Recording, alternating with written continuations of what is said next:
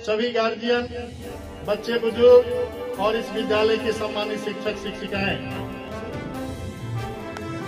आजादी एक ऐसा शब्द है जिसका बहुआयामी अर्थ है।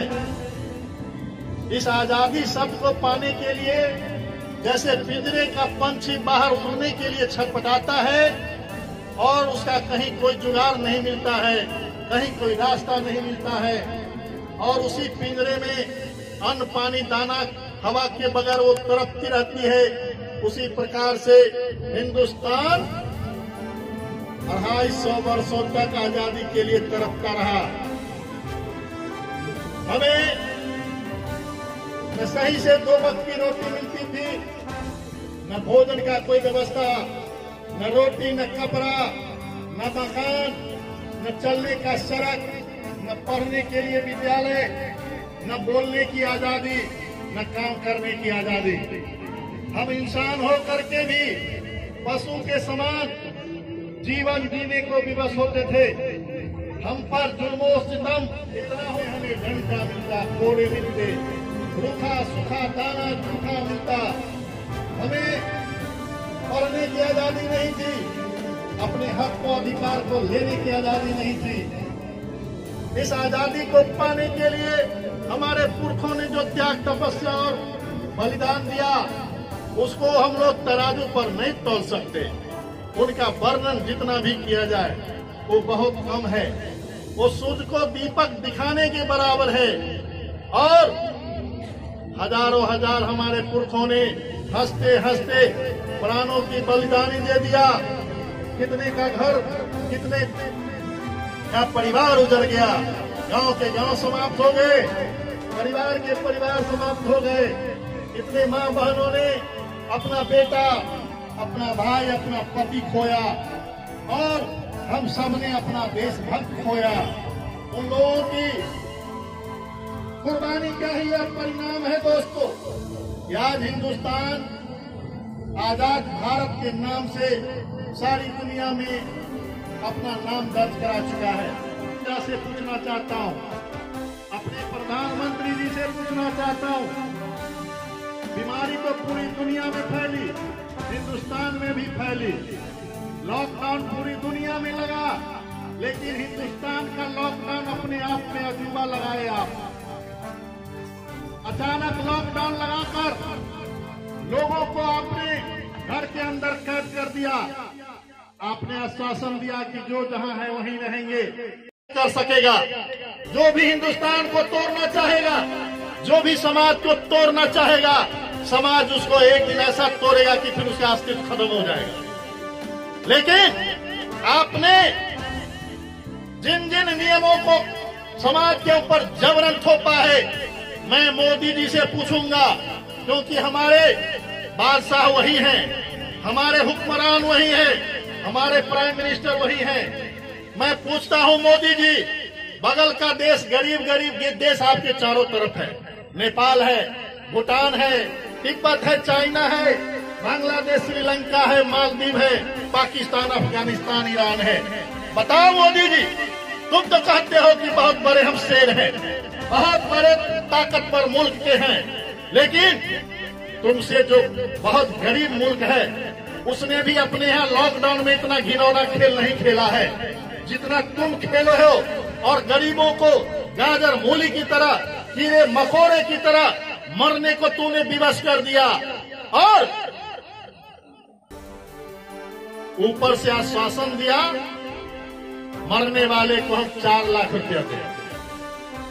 मोदी जी, आप दिल्ली से चलकर जेठ के महीने में और आइए, पैदल आइए, बिना पानी दाना का, बिना गाड़ी घोड़ा का आइए।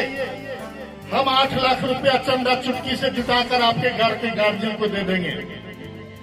आप पैदल आइए, आपको पता चल जाएगा कि गरीबी वास्तव में होती क्या है। आप गरीब परिवार के जरूर थे, लेकिन गरीबी का दर्द आप भूल चुके हैं। अब आपको अमीरी का लत लग गया है, आपको एसी में बैठकर देसी बात करने का लत लग गया है। अब आप देसी बात भूल गए, अब विदेशी बात करने लगे हैं आप। आप भूल गए कि हम कितनी गरीबी झेल करके उस कुर्सी पर पहुंचे हुए हैं। अन्यथा बहुत सारी परेशानियां हैं इस देश के चारों तरफ। आज हमारा देश आंधी, पानी, बरसात, भूकंप, ठनका, बाढ़, बेरोजगारी, भूखमरी, अकाल हर तरह से घिरा हुआ है।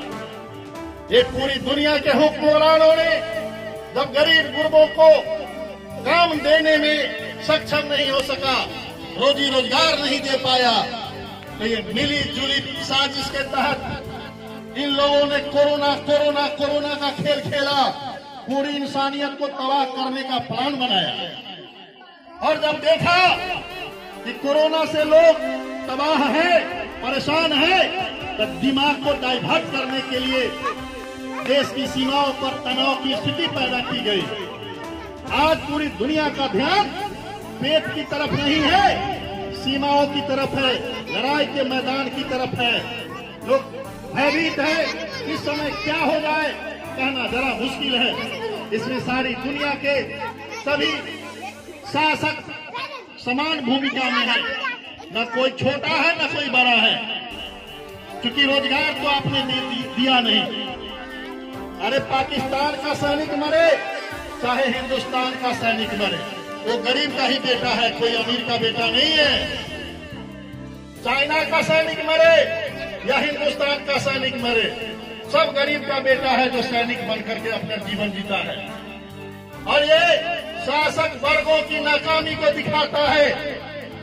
75 साल से तुम भारत की आजादी के बाद सीमाओं को घेरने में लगे हो और प्रतिदिन कहता है कि सीज फायर का उल्लंघन कर रहा है। जब उल्लंघन ही हो रहा है तो फिर वहां पर तुम तैनाती में क्या किया? तुमने कौन सा वहां पर जाल बिछाया कि बार बार आकर के चुड़वा घुस जाता है? और बार बार अगर घुस ही रहा है तो फिर तुम सीना चौड़ा करने का दावा क्यों करते हो? ये हिंदुस्तान बहुत ताकतवर है। ताकतवर तो इतनी है कि वो सुई तक तो तुम नहीं बना पाए। भारत के मार्केट को देखिए, पूरे 100 में 99 सामान चाइना से आता है। अगर मैं झूठ बोलता हूं तो आप ही लोग इसका मुआयना करके बताइए। 100 में 99 सामान चाइनीज माल मिलेगा, पूरा मार्केट भरा हुआ है। और ये कहते हैं कि made in India, make in India, signing India, India signing. ये मकरजाल का शब्द घर घर के लोगों को उल्लू बनाया जा रहा है। आज बाढ़ से पूरा बिहार त्राहिमाम कर रहा है। राहत के नाम पर यहाँ का घुसखोर ये बीडीओ और सीओ लोगों को चूतिया बना करके 2 महीना से टालाने का काम कर रहा है। किसी की बात नहीं सुन रहा है। गरीब लोग पहले भी परेशान थे, अब तो उनके पास कुछ रहा नहीं। जो किसान हमारे अन्न उपजाते हैं, अन्नदाता हैं, आज मैं घूम घूम कर देखता हूं उनका बाल बच्चा दाना के लिए तरस रहा है। वो कटोरा लेकर खुद भिखमंगा बना हुआ है। जो कभी हमारा अन्न दाता था, उनके उपजाए अन्न से हम लोग अपना पेट भरते थे, आज उनका बाल बच्चा कटोरा लेकर के रोड के किनारे इंतजार कर रहा है कि कोई हमारा रहबर आएगा, इस रास्ते से गुजरेगा। यही है नीतीश बाबू की सरकार और यही है सुशासन की सरकार। अफसरशाही इतना नंगा नाच कर रहा है कि आप अगर अकेला कहीं दवा भी लाने जा रहे हैं तो पता नहीं कि किस समय पीछे से 2 डंडा आकर के सिपाही आपके ऊपर हमला कर देगा। लोग भयभीत हैं, हर तरह से परेशान है और ऊपर से चुनावी बिगुल बज चुका है दोस्तों।